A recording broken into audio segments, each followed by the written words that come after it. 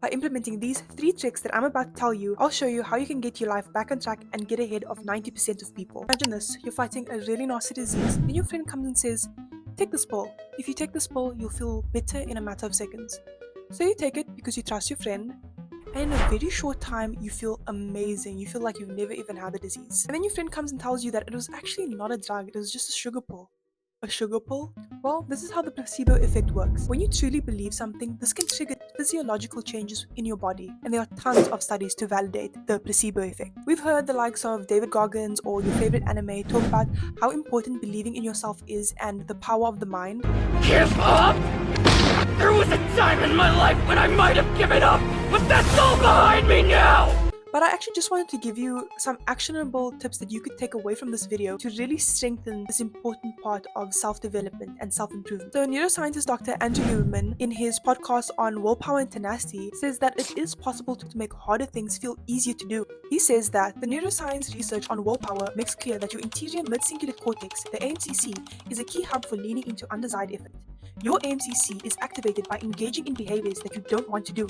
Your AMCC or willpower can grow throughout your lifespan by regularly doing undesired things that are hard. And in order for us to do something, we constantly have to be speaking to ourselves in a way that affirms our ability to do hard things. For me, I like to create visual images in my mind. My favorite one is thinking of my past self looking at me in a disappointed way for not doing the things that I could have done to make myself a better person today. And I see my future self looking at me in a proud way for being happy with me, for doing the hard things that contributed to me being the better version of myself. I also really love this quote by Socrates that I keep replaying to myself in really challenging situations, where he says, you could be great today, but you choose tomorrow. Okay, so POV. You decided that you've had a really long day, so you think, I'm gonna reward myself with some TikTok. So you lay down and think, you know what, I'll only browse for like 20 minutes. Next thing you know, a whole 3 hours has passed.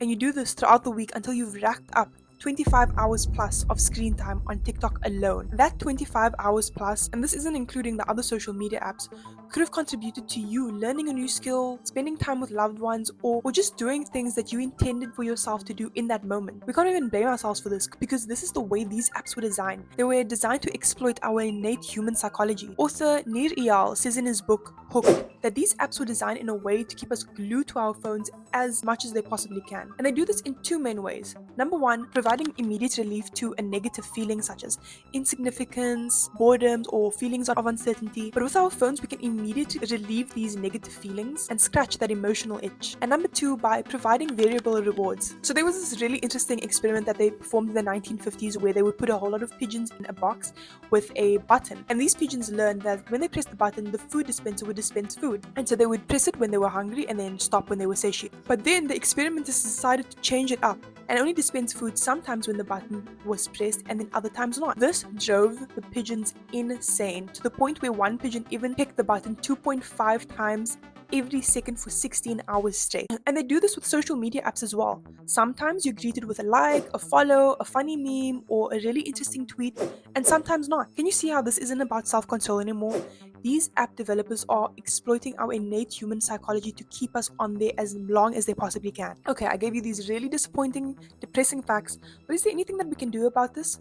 Fortunately, yes there is. Stanford psychologist E.J. Fogg says that there are 3 components that are involved on whether or not we do an action. For example, picking up a phone. These 3 components are, number 1, motivation. So for example, your phone rings and you see that it's a number that you don't really know, so you're not motivated to pick it up. Number 2 is ability. If your phone is all the way at the bottom of the bag, this increases the friction and builds a barrier for you actually wanting to pick up your phone. And number 3 is trigger. If your phone is on silent, you're not going to hear the notification and you won't pick up your phone. If you can lower any of these 3 components, we can reduce the likelihood of us checking our phone. But I think it's important to mention that when it comes to addiction, in this generation specifically, you're going to have to rely on the last 2 components more than motivation, because it's way easier to reduce the trigger component or to reduce the ability component. And something that I do is I actually delete the apps off my phone completely to knock out my ability completely. So I feel like that's something that's really helpful for me, and maybe you can try it. So it's a normal day, you've finally woken up when your body decides to. You scroll on your phone for a bit and eventually decide that you're going to get out of bed and make yourself breakfast. You spend a lot of time in the kitchen and then you go up and chat to your family members for a bit, and then 12 p.m. rolls around and you eventually decide to get to work.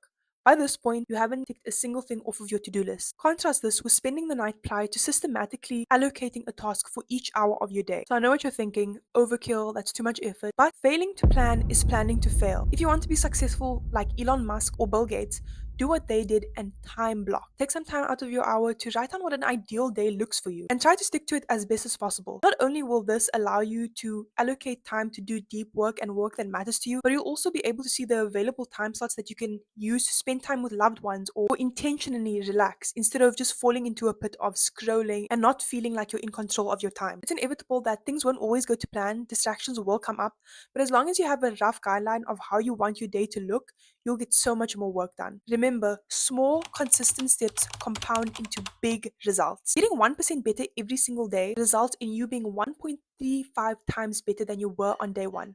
And if you do this for a year straight, you'll be 37.8 times better than you were on day one. All of this is useless, however, if you don't take care of your health and well-being. So be sure to watch my video on how to navigate the gym as a newbie lifter.